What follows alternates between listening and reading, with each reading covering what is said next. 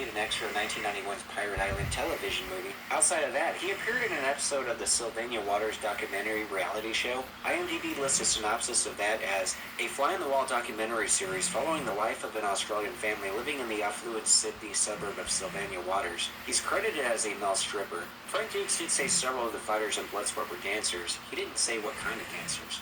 Up next, we have a sumo guy, Pumlo, versus the monkey-style kung fu practitioner, Ricardo Mora. Ricardo was played by Eric Neff. He had a very brief movie career in the 1980s. One of his films was called Clash of the Ninjas, and the character, at least on the box art, really looks like Stallone and Cobra. And look at this Norwegian box art. It's Cobra in 2020 with face mask and all. Make sure to check out my deep dive and breakdown of the film Cobra. I'll link that in the description below. At the time of Bloodsport, Eric was studying Kung Fu in Hong Kong while living in a hostel. He had heard that the filmmakers of Bloodsport were looking for someone who knew monkey-style Kung Fu. He actually had a background in 7-star praying mantis Kung Fu, but was familiar with the monkey style as he used to see his friend back home in Boston regularly practice it all the time. As a result, he was able to emulate that style. Eric Neff says that the character of Ricardo Mora in Bloodsport was really a combination of different styles, that he was never given a script for the movie, though he did work on the set for at least a month. Years later, when he returned stateside, he didn't end up pursuing acting because he said the roles he was offered just didn't appeal to him, that the characters he was offered were either drug dealers or some other type of criminal. He did continue to work in the industry, though, mostly behind the scenes and doing promotional work. He's now a capoeira specialist and founder of the Capoeira Angola Center of Los Angeles. He says he loves the fluidity of the art, the deceptiveness of it. Slaves in Brazil, they were not allowed martial arts, so they disguised it as a dance. Capoeira. There's an interview he did in 2016 with Justin Harvey, who is a huge Frank Dukes fan. I'll post that in the description below. They, of course, talk about Frank Dukes and Bloodsport. One of the interesting behind-the-scenes facts on Bloodsport Eric shared is that Pumlo, the sumo guy, after breaking Ricardo Mora's back, he actually ended up ripping off Ricardo's nose at the end of their fight. That's something, of course, that ended up on the cutting room floor, and something I wouldn't have really wanted to see. It looks like they kept in the reaction shot of the female reporter, though. She clearly didn't want to see that either. The movie was violent enough, and I've talked about how Van Damme brought beauty to the violence in the film. I'm glad they decided to leave out anything gross like someone getting their nose ripped off. In 2015, Eric Neff was in a documentary called Boulevard Warriors. Quick synopsis of that is the martial arts have been a tremendous influence on the culture and aspirations of blacks and urban Americans for decades. Boulevard Warriors tells a little-known story of how Asian fighting arts and the movies that feature them pierce the lives of those in communities struggling with parallel issues. It sounds like an interesting documentary. There's actually another guy from Bloodsport in it as well, Nathan Shivaliki, who was actually the guy Michel Puisi fought at the beginning of the film. According to Eric Neff, Nathan's character in Bloodsport was a capoeira practitioner. You can't really tell because it's such a short fight scene and you don't really get to see those iconic capoeira movements, but the setting where the fight takes place was likely chosen for that reason. So the next fight was Chong Li against that guy who broke the board in the opening montage. Boards don't hit back. But Chong Li certainly does. His character, Gustafsson, was played by Chiangar Ghaffari, who would also go by John Ghaffari, John Foster, as well as several other names. Ghaffari starred in a large number of Turkish films, mainly in the 1970s. His popularity in Turkish cinema led him to join the cast of international productions. He's been acting for a very long time, going back to the mid-60s, which is probably how he was able to afford a movie butler. I mean, according to networthwikibio.org, he's worth $20 million, but I don't really give a lot of credibility to that site. Bloodsport was actually one of the last movies he starred in. There would be one more in 1990 called Rescue Force. Check out the poster for that one, by the way. Doesn't that look like Johnny Lawrence from The Karate Kid? Ghaffari was born in 1942, so in 1990 he would have been 48 years old. His first film was in 1965, so he's obviously made a living as an actor, doing it for 25 years. It's hard to say why he just all of a sudden stopped. His wife, Turkish actress Gülsüm Kumu, has been acting since the mid-1960s as well, took a hiatus in 1970, then started doing television work as recently as 2011. Up next, one of my favorite fights in the movie, Frank Dukes versus Pumlo. This is the one that inspired Johnny Cage in Mortal Kombat. Pumlo is played by David Ho Wing Hin. He's been in quite a few roles throughout the 1980s. Most of these aren't even listed on IMDb, but you can find him on the Hong Kong movie database. Mostly good parts, though. His character in quite a few of these is listed as the Muscle Man, which, looking at his physique, even though he plays a sumo wrestler in Bloodsport, which most people associate with being fat, he does have more of a fat buff look. He's pretty firm and muscular. He actually worked with Van Damme again in Double Impact and took another great hook kick to the face in that one. You need $10 billion worth of real estate to make $40,000 a month in passive income. Can you afford to buy $10 million worth of real estate? Newsflash, there's actually a better way to get there. You get the same result by catching an untapped industry that's growing rapidly. And no, it's not for NFTs or crypto. The industry is digital real estate. And look, it's very simple. You create space on the internet with...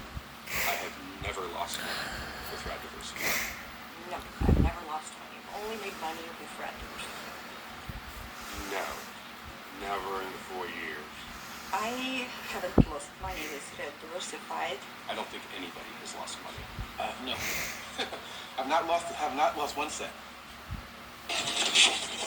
Aside from a little bit of acting, he's done a ton of work behind the scenes in the film industry, and he's still working today, primarily as an ADR mixer in the sound department. He's got 133 credits to his name and has been working non-stop in that department since the early 2000s. Next fight was Chong Li versus Ray Jackson. Time to separate the men from the boys. This one's infamous for the saying, "Don't count your chickens before they hatch." Keep going. Ray Jackson is played by Donald Gibb, sporting his iconic Harley-Davidson bandana, yellow sash, and sweatpants. You know the message you're sending out to the world with these sweatpants? You're telling the world, I give up. I can't compete in normal society. I'm miserable, so I might as well become. Prior to Bloodsport, Donald Gibb attended the University of New Mexico on a basketball scholarship, then transferred to the University of San Diego where he played football and basketball. As far as football goes, he actually had a roster spot on the NFL San Diego Chargers. However, an injury during an automobile accident which one he embarked on a career in acting. Outside of his character of Ray Jackson in Bloodsport, a role he would reprise in Bloodsport 2 with Daniel Bernhardt, Donald Gibb is most known for his role as Ogre in Revenge of the Nerds and its sequel Revenge of the Nerds 2 as well as Part 4. He's a big guy, standing 6'4", so it's not surprising he'd rely on his size and brute strength during the Kumite, which he'd have some pretty good success at by simply being a brawler. He's known for playing tough guys in film and television who often use comic relief. Donald Gibb hasn't acted in anything recently, with his last credit being in 2011. He's currently the spokesman and co-owner for Chicago bar Trader Todd's, through which Gibb is marketing Ogre beer named after his iconic character in Revenge of the Nerds. Unfortunately, Trader Todd's is currently temporarily closed as of the time of this video, because it's 2020. By the way, as far as his character Ray Jackson goes, Frank Duke said the majority of Ray Jackson characteristics are chiefly based upon Richard Robinson, a jiu-jitsu black belt who went from being a biker in Venice, California to a prominent stockbroker. He's also founded the River of Life Martial Arts and Wellness Center. So that's going to cover all the fighters who got eliminated during Day 2 of the Kumite Tournament in Bloodsport. Make sure to subscribe to the channel if you're not yet subscribed, and I'll see you in the next video.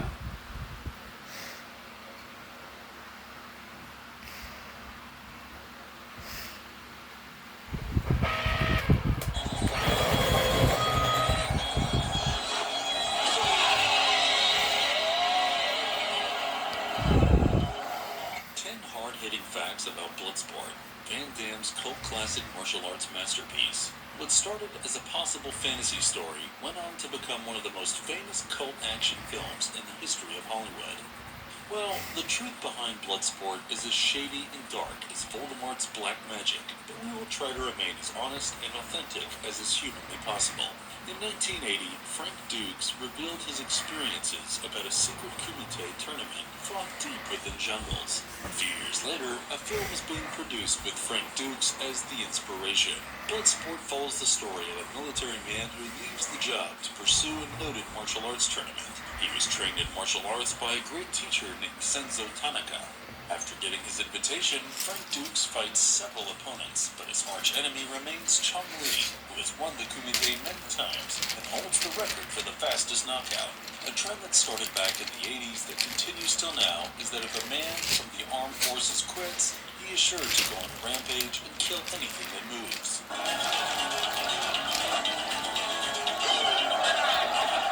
However, Bloodsport came as a breath of fresh air, ensuring that unnecessary killing was condemned. This was a welcome move, and the audience loved it. But that's not the only reason for its success as a cult classic martial arts flick. In this video, we will introduce you to this great film that might well be termed as Van Damme's magnum opus. Before we go into our explanation, we have a very small request. If you like our content, please support us by subscribing to our channel. This is a small click for you, but for us, it means a lot. Thank you. Let's begin. You and your company are going places. And on the way there, you'll need to win 5 RFPs, answer a ton of security questionnaires, and and manage all kinds of proposals. But responding to these requests isn't a straightforward process. You see this app right here? It's called Audible. Using just this little app on my phone, I was able to replace my full-time income and quit my job all because of using Audible. And for those of you that don't know what Audible is, it's actually a child company of Amazon, which is one of the largest marketplaces in the world. So Audible is where people normally buy and sell audiobooks and podcasts. And the first time I learned about this was 3 years ago from Christian. So Christian would... Won't click for you, but for us, it means a lot. Thank you. Let's begin.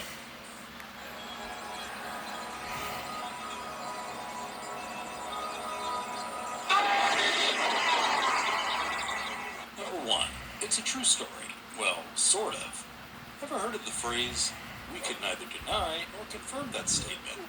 The November 1980 issue of the Black Belt magazine introduced someone named Frank Dukes and his fantastic ordeals in the depths of Southeast Asia, where he allegedly fought and won a secret martial arts tournament called Kumite. This very article became the source material for the 1988 film.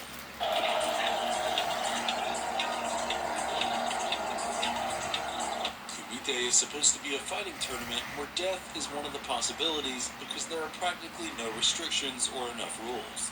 If we are to believe Dukes, then he also served as a CIA operative, and his job led him to travel the world where he would take down bad guys with his martial arts.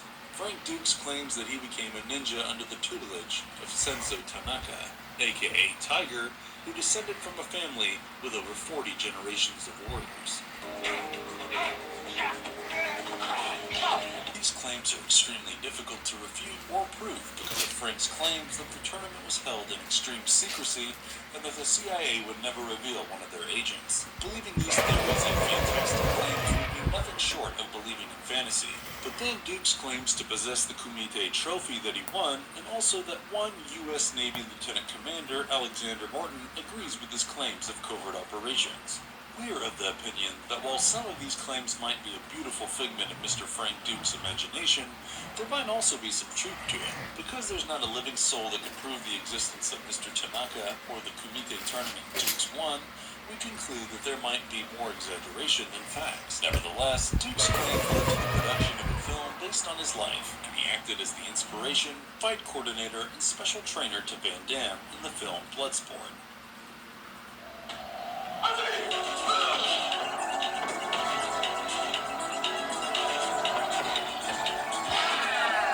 Number 2.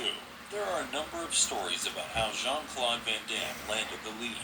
Jean-Claude Camille Francois Van Varenberg came to Los Angeles from Belgium with the hopes of using his martial arts skills to become an action hero. However, the early days of Jean-Claude were difficult, and to become Mr. Van Damme, the muscles from Brussels had to wait. He took up various odd jobs like driving limos and delivering pizzas. He's known to have bumped into Cannon Films head Menachem Golan, and without wasting the opportunity, he showed Golan many moves, including his famous high kick. Golan immediately offered him $25,000 and signed him. However, in a 1987 interview, Van Damme claimed that he called Cannon Films and lied that he was a friend to Menachem Golan. Once the meeting came to place, he showed off his skills to Golan, and in Van Damme's words, "I did my split. Right. I show my muscles, and I say I'm the best, and I'm not too expensive right now." However, the interview itself seemed choreographed and conducted with the sole intention of promoting the film. The old man Dukes, however, refutes these stories and is of the opinion that writer Sheldon Lettich first noticed Van Damme's talent during the filming of No Retreat, No Surrender, in which Van Damme stars as Ivan Krasinski. Interestingly, Michael Dudikoff was considered to play the character of Frank Dukes. Dudikoff had acted in other Cannon films like American Ninja and Platoon Leader. The filmmakers let him go because he was 6'2" and way too tall for the role. Irrespective of how Mr. Jean-Claude got Bloodsport, one thing is certain, that had it not been for him, the film wouldn't have been the cult classic that it is today, and Van Damme would have taken many more years to become one of the leading martial arts heroes of Hollywood.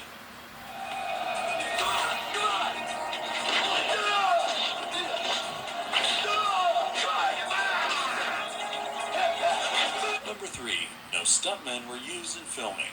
While the film stars actors like Van Damme and Forrest Whitaker, the production wanted to make the Kumite fights authentic.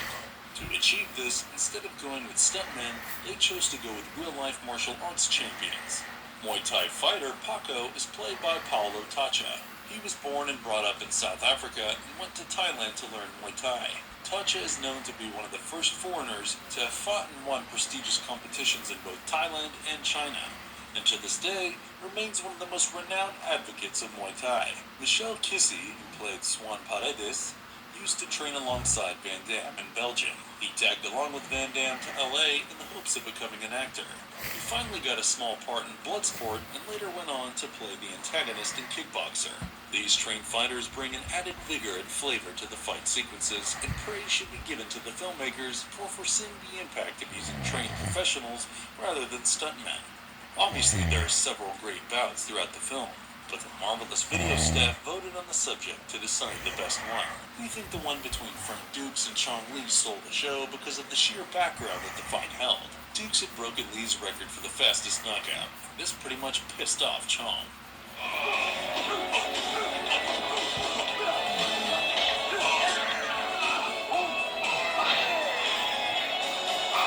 Number 4. Mortal Kombat took inspiration from Bloodsport. After Jean-Claude Van Damme starred in Bloodsport, producers approached Midway Games to create a game based on the movie. Midway Games saw this as an opportunity and approached Jean-Claude on their own, with a proposal to make a game based on his other film Bloodsport. Both parties shook on it. Ed Boon and John Tobias were called on board to create the game. However, Van Damme didn't want to be a part of the game anymore because he had to work on Universal Soldier, and it was probably against his stature to leave a movie for a video game, so he quit. The game was almost complete, but by now, the deal was dead. As Boon and Tobias had already worked on the story and theme, they decided to proceed without Van Damme. To give homage to that era's master martial artist and superstar, Johnny Cage from Mortal Kombat shares the same initials as Jean-Claude Van Damme. Also, if you notice, the fatality called the Nut Punch is a trademark Van Damme move. Van Damme ended up adding to the game even after quitting it. Such is the influence of Van Damme in Bloodsport on the famous ultra-violent fighting series. Since we are on the subject, if you wish to deep dive into the Mortal Kombat characters, then check out our video titled 11 Demented and Tragic Backstories of Mortal Kombat Characters. We'll leave the link in the description.